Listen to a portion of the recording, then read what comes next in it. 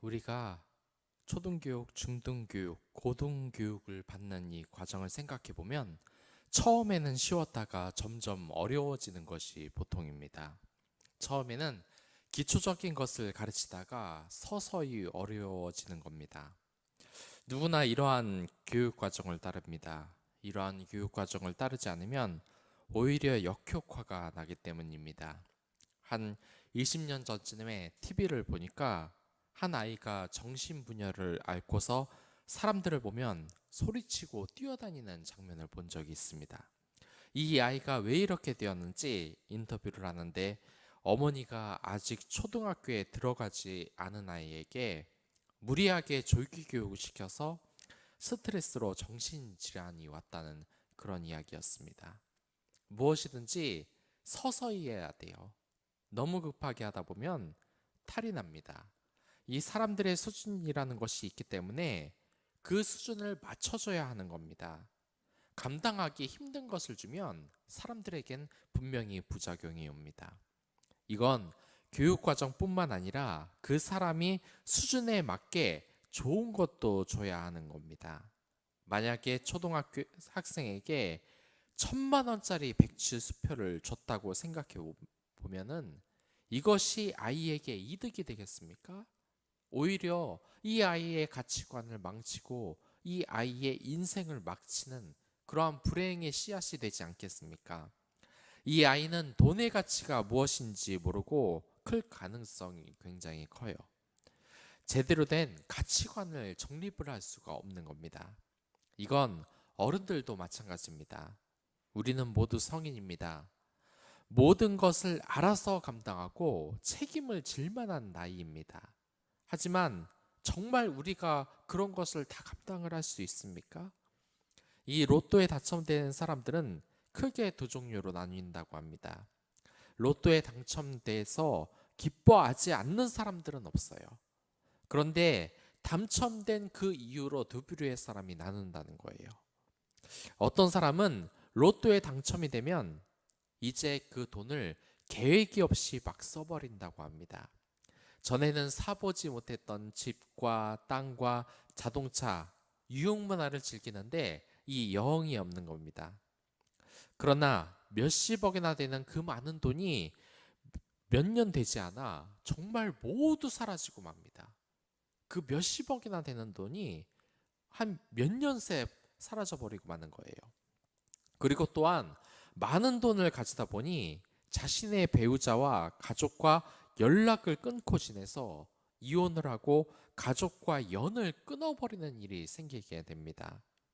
한마디로 말해서 돈이 생기니까 더 불행해진 것이에요. 누구나 처음은 자신 있게 생각을 하죠. 내가 로또에 당첨이 되면 절대로 저렇게 살지 않을 거야. 나는 그 돈을 계속해서 유지해서 돈을 더 벌어서 생활할 것이다. 모든 사람들이 다 그렇게 생각을 할 거예요. 그러나 로또에 당첨된 약 70, 80%의 사람들이 이와 같이 돈을 모두 흥청망청 탕진하고 배우자와 이혼하고 오히려 불행한 삶을 산다고 합니다. 이 원인이 대체 뭐겠습니까? 아직 많은 돈이 있더라도 그것을 감당할 정도로 그 사람이 성숙하지 못하기 때문이에요. 실제로 로또에 당첨이 되더라도 가진 돈을 탕진하지 않고 좋은 곳에 쓰고 자산을 잘 관리하고 저축해서 부자로 사는 사람들이 있습니다. 로또 당첨자의 20, 30%의 사람들이죠. 이 사람들은 적어도 돈을 어떻게 관리해야 하는지, 돈이라는 것이 어떤 속성을 가졌는지, 내가 돈에 의해 지배를 받지 않으려면 어떻게 해야 하는지 정확하게 알 정도로 성숙했기 때문입니다.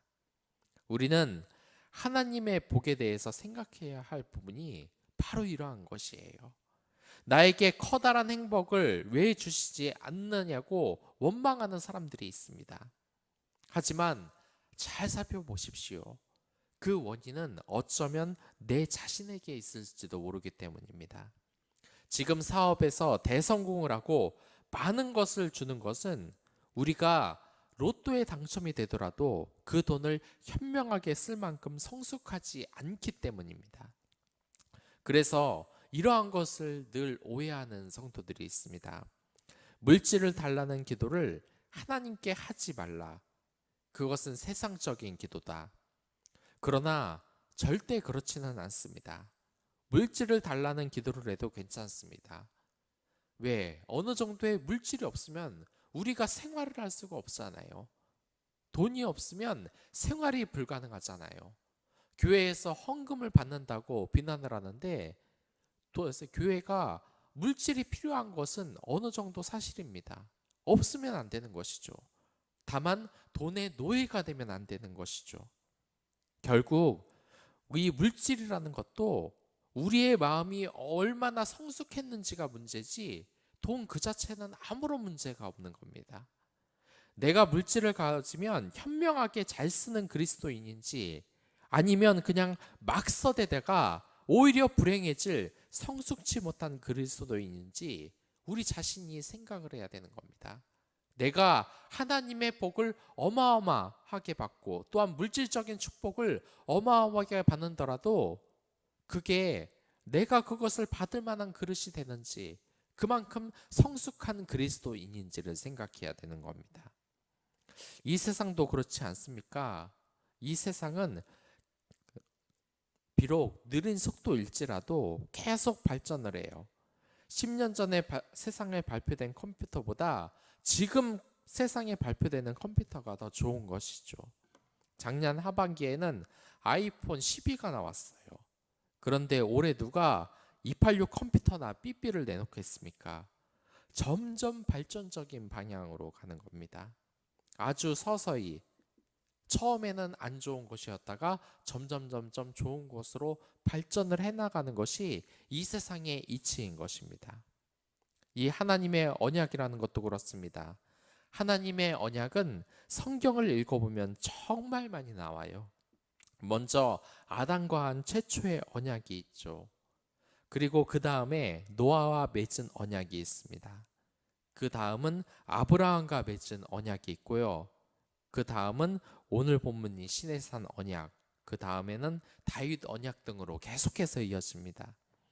이 언약들을 잘 살펴보면 결정적으로 오늘 주제와 연결시켜 말을 해보자면 아직까지는 좀 불완전한 부분이 있어요.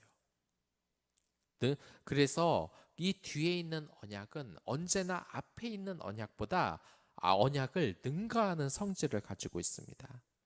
나중에 나오는 언약이 그 전의 언약보다 점점 업그레이드 돼서 나오는 것이 당연한 겁니다. 우리 인간이 하나님의 그 복에 대해서 하나님의 그 좋은 약속에 대해서 알 만큼 성숙하지 않았기 때문에 점점 성숙해 가면서 하나님이 좋은 언약을 계속해서 주시는 거예요. 로또와 같이 아주 큰 굉장한 언약을 한꺼번에 주면 우리 인간이 그것을 그 복에 대해서 제대로 알지도 못하고 그 언약을 오히려 일찍 받는 것이 더 안 좋은 것과 마찬가지라는 겁니다. 이 세상에도 그렇죠. 누가 작년에 아이폰 12가 나왔는데 내년에 아이폰 3를 내놓겠습니까? 말도 안 되는 얘기죠. 언약도 마찬가지입니다. 이 하나님은 우리의 수준을 굉장히 잘 알고 있어요. 갑자기 큰 축복을 주면 오히려 안 좋다는 것도 알고 있어요. 그리고 우리의 지식 수준이 그런 거를 알 만한 수준도 아니라는 걸 알고 있어요. 그래서 하나님은 점진적으로 언약을 점점 발전시켜 나아가신 겁니다. 그리고 이러한 언약이 정말 크게 발전한 것이 있죠. 그것이 구약의 예언인 옛 언약에서 새 언약으로 업그레이드가 된 것입니다. 보통 우리가 사는 세상에서 자동차가 비슷하게 발전을 하다가 놀랍게 한 단계 뛰어서 발전을 하는 그런 순간을 말하는 겁니다.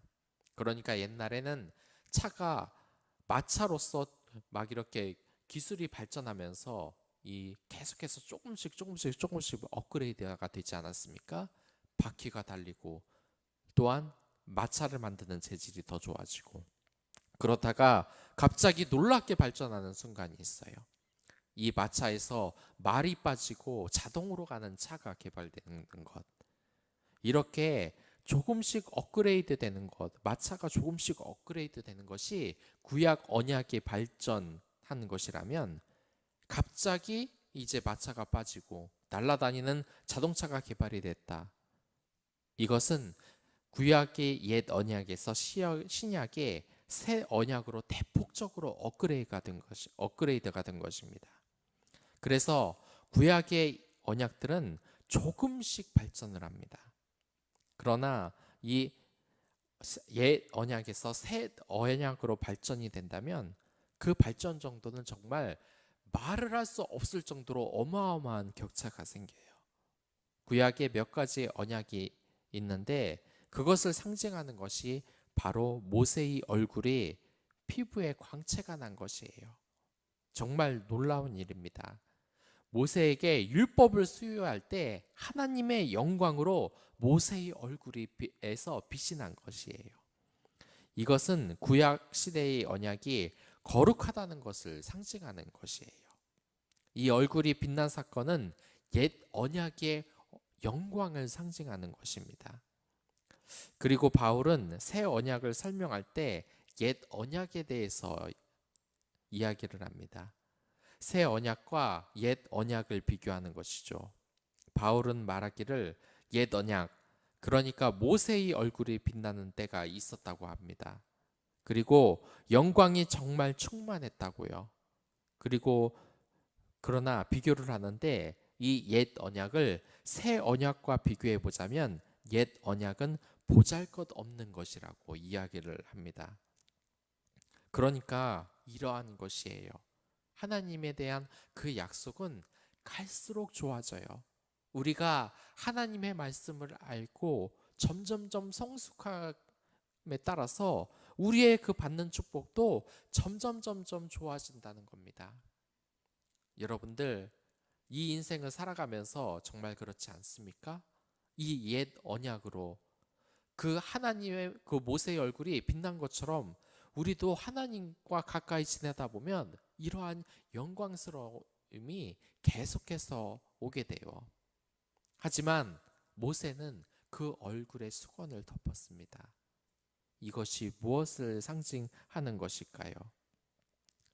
물론 옛 언약의 영광이 새 언약에 비해서는 별것 아니지만 그 옛 언약이 점점점 업그레이드 되면서 그들이 받는 영광이 정말 어마어마했을 것 같지 않습니까? 그런데 왜 얼굴을 가렸을까요? 그것은 신약의 새 언약의 내용을 이렇게 비교해 보면 어느 정도는 알 수 있어요. 그것은 옛 언약의 한계를 보여준다는 것이 학계의 정설 같은 겁니다. 이 얼굴이 빛난 것은 옛 언약의 영광을 뜻해요. 얼굴에서 광채가 나고 신성한 기운을 백성들이 느끼는 겁니다. 그런데 그 얼굴을 수건으로 가렸어요. 이것에 대해서 어떤 학자는 모세가 자신의 얼굴에 있던 광채가 사라질 것에 대비해서 자신의 권위도 사라질 것을 염려해서 가렸다고 말을 합니다. 그러니까 언젠가는 이 광채가 사라질 텐데 이 사람들이 이 광채에만 집중을 하다 보면 이 광채가 사라졌을 때 모세 저거 하나님의 영광이 이제 떠났네. 더 이상 따를 필요가 없어. 이렇게 오해를 하기 때문입니다. 그리고 두 번째는 이 백성들의 마음이 워낙에 완고하기 때문에 모세의 얼굴에 하나님의 이 빛나는 영광을 볼 자격이 없다고 판단하기 때문에 그렇다는 입장도 있습니다. 그리고 세 번째는 모세가 자기의 얼굴에 나타난 하나님의 영광이 일시적인 것은 알고 있었습니다. 하지만 그것을 보는 이스라엘 백성이 이 광채를 보고 너무 그 가치를 크게 여기는 것은 아닐까 해서 얼굴을 가렸다는 입장입니다. 이 세 가지 중에서 세 번째가 가장 유력합니다. 왜냐하면 바울은 모세와 다르게 옛 언약이 아니라 새 언약의 영광을 받아서 얼굴에 수건을 쓰지 않는다고 고린도후서 3장 13절에서 이야기합니다. 모세는 영원하지 않은 것을 영원한 것으로 오해할까봐 얼굴에 수건을 썼지만, 이 바울은 자기가 가지고 있는 복음의 영광이 영원한 것이므로 이것이 사라질 일이 없기 때문입니다. 늘 뉴스에서 나오는 이야기가 있습니다. 이 세상의 정상이 며칠 동안 TV에 나오지 않으면 사람들 사이에서는 난리가 나요. 건강에 이상이 생겼다. 며칠 전 얼굴을 봐라. 그게 산 사람의 얼굴이냐? 죽은 것이 틀림없다. 그러면 며칠 후에 그 정상이 대중들 앞에 나섭니다. 자신이 건강하고 건재하다는 것을 드러내는 것이죠. 아주 혈색도 좋게 나옵니다. 그러나 그 뉴스가 나오고 몇 개월 후에 그 정상이 죽었다는 뉴스가 대설특필된 적이 있습니다. 북한에서 지도자로서 구세주로서 하나님의 영광을 대신 취한 자의 최후의 모습을 저는 두 눈으로 보았습니다. 그는 점점 발전하는 하나님의 그 언약의 영광을 가지고 있는 것이 아니라 정말 옛 언약과도 비교가 안 되는 저급한 속임수로 영광을 누리려고 하다가 저 세상으로 간 것이죠. 이러한 예가 잘못된 복음을 전하는 사회자와 사회 지도층에 얼마나 많습니까? 곧 사라질 영광에 취해서 영생한다고 거짓말을 하다가 죽음을 맞이지 않은 독재자들 말입니다. 그에 비해서 이 모세는 현명합니다. 하나님의 영광이 당장은 영광스럽게 자신의 얼굴에 나타났을지라도 그것이 영원하지 않다는 것을 아는 것, 곧 올 새 언약을 사모하며 자신을 가렸던 것입니다. 성도 여러분들, 우리가 이 신앙생활을 하면서 모세와 같이 이 옛 언약, 얼굴이 빛나는 그런 영광스러운 순간을 여러분들도 많이 맛보고 앞으로도 맛볼 것입니다. 하지만 그러한 세상적인 축복과 그러한 감격은 곧 이 세상의 어려움으로 사라지게 될 거예요. 여러분들 그것을 대비하십시오. 이 곧 사라질 영광이 하나님의 모든 것이라고 생각하지 마십시오. 시련도 닥칠 것입니다. 지금 당장의 영광이 사라질 때도 있어요. 하지만 우리가 예수 그리스도의 이름을 붙잡고 있으면 우리에게는 곧 새 언약이 다가옵니다. 이제 하늘나라에 가서 영원히 살 수 있는 하나님과 영원히 같이 하나님의 자녀로 살 수 있는 그 영원한 영광이 우리에게 찾아온다는 것이에요. 그렇기 때문에 하나님과 교제하면서 영원히 살아가는 그 새 언약을 가지며 여러분들 사시길 바라겠습니다. 우리에게 중요한 것은 하나님을 믿으면서 잠시 없는 그 얼굴만 빛나는 영광이 아닙니다. 하나님이 주신 물질의 복이 아니에요. 그것은 일시적인 것이죠. 그보다 더 좋은 새 언약, 영원한 영생을 우리가 사모해야 된다는 것입니다. 여러분들, 하나님의 새 언약, 영원한 언약을 위해서 그 희망을 가지며 오늘 하루를 시작하시기 바라겠습니다. 오늘도 하나님의 영광을 전하며 이 새 언약의 희망을 가르치며 믿지 않는 자들과 또한 믿으면서도 좌절했던 그 영혼들에게 힘을 주는 기도를 하시기 바라겠습니다. 오늘 하루 주님과 함께 새 언약을 사모하며 다 같이 기도하도록 하겠습니다.